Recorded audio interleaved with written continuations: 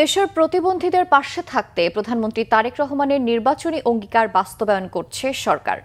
এরই ধারাবাহিকতায় বৃহস্পতিবার জাহাঙ্গীরনগর বিশ্ববিদ্যালয় থেকে পাশ করা প্রতিবন্ধী শারমিন আক্তারকে এসেনশিয়াল ড্রাগসে জুনিয়র অফিসার পদে নিয়োগ দিলেন স্বাস্থ্যমন্ত্রী সরদার সাখাওয়াত হোসেন বকুল।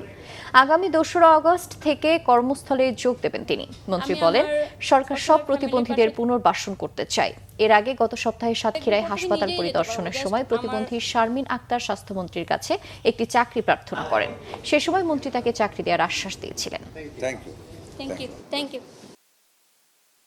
দেশের সকল প্রতিবন্ধীদের যার যার যোগ্যতা অনুযায়ী, কাউকে মাসিক ভাতা, কাউকে যোগ্যতা অনুযায়ী চাকুরি, কাউকে চলার জন্য যারা হাঁটতে পারে না তাদেরকে ওই কি বলে না হুইল চেয়ার, বিভিন্নভাবে আমরা সমাজে প্রতিষ্ঠিত করতে চাই ইজ্জতের সাথে।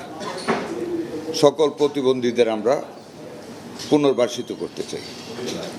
সেই লক্ষ্যে আমরা যখন যেখান থেকে যে আবদারটা আমাদের কাছে আসে যথাযোগ্য মর্যাদা দিয়ে এটা আমরা করার চেষ্টা করি।